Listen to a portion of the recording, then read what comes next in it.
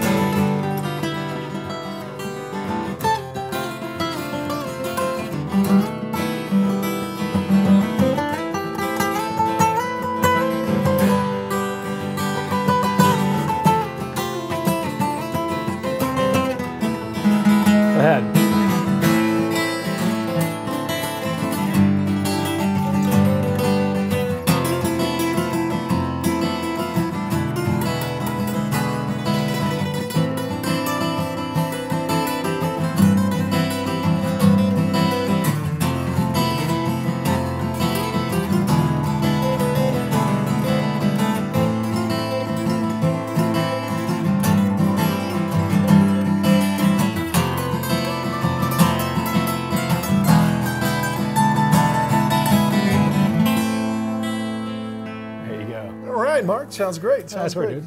So tell us a little bit about yourself. I know that you're working with the Taylor Road Show, but tell us a little bit more about, a little background about you, about what you do. All right. Well, I'm a performer and a studio guy. I do a lot of teaching. I got my start back late 80s. I went to GIT right out of college, or right out of high school, went to college, and then from there I started teaching full time, doing a lot of studio work. And then, interestingly, I got into doing a lot of video stuff, and I started doing videos for Guitar Center, surprisingly, and did my own show called Guitar Mania. Ultimately landed a show on television that currently airs in Louisiana and California via Cox Communications, and basically I teach people how to play guitar. It's kind of Wayne's World meets a real guitar lesson. Yeah. So what's the show called? It's called The Ultimate Guitar Show. Now, is that on a TV station that people can kind of look up? Is it maybe on the internet? It's on the internet as well, so you can check that out, but it's also on, it actually airs on television in Louisiana and California. And what's cool is we've had a lot of neat guests. I've had Jason Mraz on the show. I've had Mike Keneally. I've had Mark Tremonti from Creed, and Alter Bridge has been on, and just, Keith Wyatt from the Blasters, just a lot of really interesting people. And so, we talk shop, talk about pedals, guitars, and play some riffs, some special performances, that kind of thing. So it's a little bit of playing, a little bit of information, a little bit about what's new, what's going on, what everybody's doing. Pretty much, yeah. Great. The other thing that's cool about it is that I'll take the cameras on the road, like to this type of event. Oh, okay. And I've shown a lot of different places. In the last 5 years, I think I've been to 44 states and virtually all of Canada. Wow. So I found myself at like Niagara Falls or the NBA, Basketball Hall of Fame, or New York or San Francisco or wherever, and find something cool. I've met a few different local guitar players that were amazing, featured them on the show as well. Great, great. Well, our whole thing is here, Hermes is real dedicated to music, to the enjoyment of music and why artists play. And Alberto, who hosts the show, is really into trying to figure out, okay, what makes you want to play music? What makes the music come out? Apparently you write tunes, you're a writer, so it's not just that you play other people's songs. So what is it that kind of brings the music out? I mean, what is it what part of it talks to you? I think from an expressive point of view, I was never creative as far as drawing or otherwise, but I'm a very creative person. And so when I started picked up a guitar, and I was able to create melodies. I'm a big melody guy, and so listening to guys like David Gilmour or Pat Metheny really influenced me, really inspired me. And so writing for me, it's just one of those things where I feel like I get those times where I have to create something, and that's kind of what the guitar is for me. It's that ability to get that feeling out, because it's really frustrating when you can't create when you're feeling the need to create. Sure. So it's that inner music and creativity coming out, and you present it on the guitar. Pretty much, yeah. I've done 6 instrumental records in the last 15 years. And, wow. There's been a couple of vocals on a couple of the records, but for the most part, it's 90% instrumental. So is there a website, if people want to pick up one of those old instrumental records, is there a website they can go to try to pick it up? Everything's available on iTunes. Okay. And they can also go to marcseal.com. Okay, so marcseal.com, so you all look for M-A-R-C, Marc with a C. That's the only thing that's kind of trick there. But yeah, I think music, it speaks to us in so many different levels. Right. Having children now as well, I've got a couple of, I've got 3 kids, but 2 little ones, and it's fun to watch how I'm seeing it speak to them as well. And they see me play, and then they want to just play. And I don't know what it is about music, but it just speaks to all ages and to all people. Right, and it's it's really universal amazing. for those people that have something inside special, I think. Yeah. And that's great. So let's say, so you've been playing a long time, went to GIT. So what hooked you up with Taylor? I mean, why Taylor?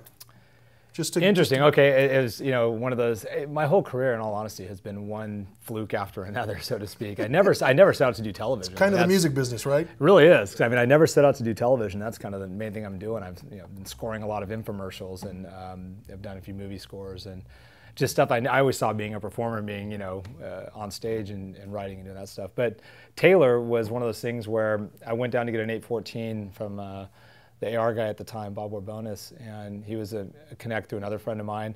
Just went down to look at Taylor guitars because I love the guitars, the way they played and sounded, but I didn't own one. I needed one for a recording project I was doing. And so I took one back to 814, ultimately ended up buying it and fell in love with it. And then the real story that's interesting, I think the viewers will appreciate this, is that they came out with what's called the T5, which is the kind of the hybrid acoustic electric. Yeah. And they gave me one and they said, play this at NAMM show for us. And this is back in 2006, maybe 2005. They said, play this at NAMM and play it like a rock guitar player would play it, right? And they did that with several other people apparently. And I guess everybody came back and played it, like an acoustic guitar. They all came back, clean guitar setting, Fender Twin or whatever. And I was dumb enough to actually come back with like distortion and wah pedals, and I pretty much rocked out on it, thinking that's what they told me to do. But nobody else, everybody saw this on the headstock and didn't think anything electric, and I was like, electric, cool, let's do it. So I think I fell into just being stupid really, and not taking it one step further than I probably should have, but it lucked out. And after that, I started doing the road shows when they were brand new. It was T5 originally doing road shows. Right, because that's just introduced not too many years back. Yeah, and that's taken off pretty well. So, since we're having the road show tonight here in McAllen, Texas, at Hermes, tell us a little bit about the road show. How does the road show work? What does it involve? What can we learn from there? Okay. Well, first off, the road show we send out, as you know, about 25 or 30 really high-end guitars that kind of really showcase the Taylor line. Right. And we'll have those at the show tonight, right? We will. Correct. Yeah. In fact, we're tuning them right now. And what's great about it is it's very much like wine tasting for acoustic guitars. We'll get the room really quiet the first part of the show. And what we'll do is we'll take body shapes, the different body shapes that Taylor makes, all with the same wood combination, so you can hear exactly how the body shape affects the tone of the guitar. And we'll do that acoustically through a mic, so it won't be plugged in or anything. So as we play, similar chord progressions on each guitar, you'll say, oh wow, okay, that's what a grand symphony sounds like, that's what a grand concert sounds like, and so forth. And then we flip the equation, and we go with one body shape, and I think tonight it's going to be Grand Symphony, and we'll try a bunch of different wood combinations, whether it's maple, or we'll do koa, or Macassar ebony, or Sinker redwood, or Indian rosewood back and sides, different wood combinations. So then you say, oh, that's how the wood ultimately affects the guitar. And what it comes down to is at the end of the night, the viewer is like, okay, wow, I realize I want a small-bodied grand concert guitar, and I love the brightness of maple, so I'm going to go with a maple, grand concert. And it kind of really helps people to make an informed decision about the guitar, the next guitar they want, based on what they're going to use it for and what application. Great. Well, I heard there's a little section in the middle of the show where everybody gets to get up and play one of those guitars. So I guess for our audience, that's going to be a great treat, because some of these guitars are not your run-of-the-mill, everyday, stock guitars. Some of these are real custom guitars you guys have brought in. Tell me just a few of the models that you're aware of that you guys have tonight, some of the custom guitars. All right. Well, the cool thing about what you're referring to, we call it the petting zoo. The petting zoo, there you go. Okay. And what's great about it is they get a chance to play these guitars, and for us, we come out on the road, and every night that we do these shows, or every at least new week we go out, it's all new guitars from the factory. So I'll see guitars tonight that in 5 years of doing these road shows, there's some out there that I've never seen before. Wow. Because they're called BTOs, or built to orders, a lot of one-offs. And tonight I know we have a couple of custom 12th fret, which are shorter scale neck guitar, or not short scale, but short scale, but also the neck's pulled back a little exactly. More. And then we have baritones up there tonight. I know we have some Sinker redwood, which is kind of an interesting wood. A lot of koa up there tonight. I saw a few of them getting set up. Those looked really nice. So they're they're so beautiful. If you look at them, you almost get vertigo because the grain's so incredible, So yeah, there's just some incredible pieces up there. And what's neat, you come out, you get to play those things, and we really encourage the people to play them. The joke I did here was we don't call it the heavy petting zoo, so we always want people to kind of be careful with the guitars, obviously. But you know, Right. the whole petting zoo part is really fun for the audience. So what's your favorite guitar? What's the guitar that you play on stage from Taylor? I've got an electric. It's called a solid body double cutaway. Okay. And so I use a double cutaway, and I use a T5 frequently. I also have a single cut, but primarily the double cut with the Alnico pickups in it, and then the T5. I do a lot of that.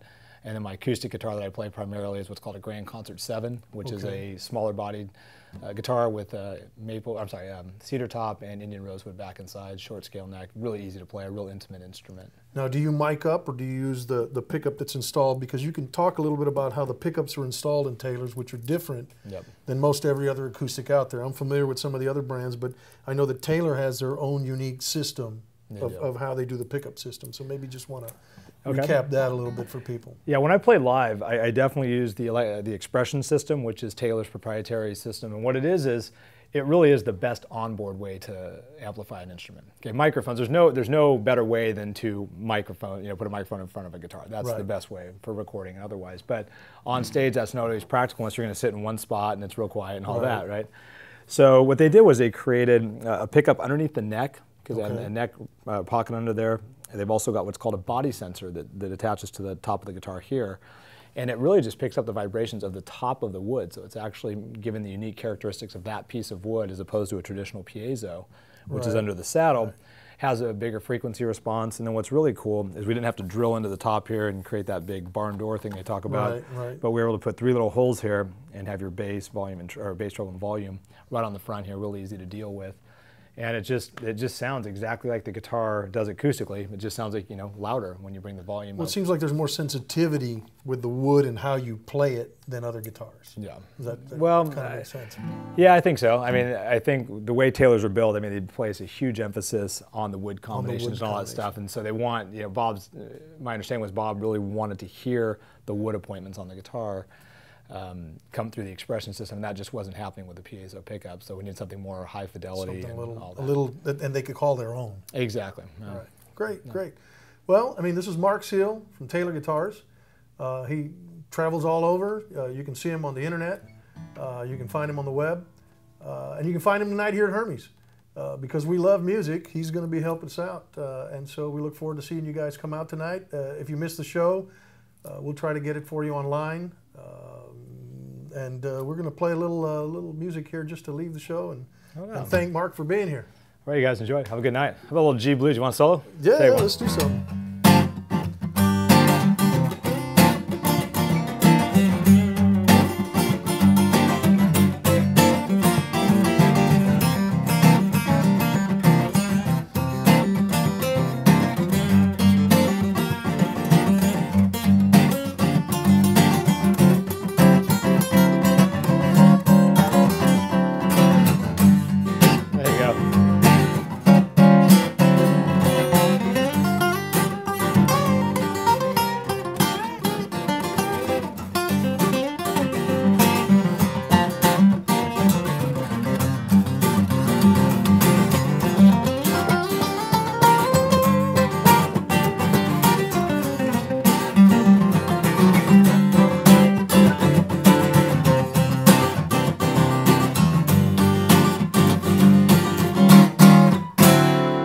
Nice work, man. There you go. All right, you guys, have a great night, man.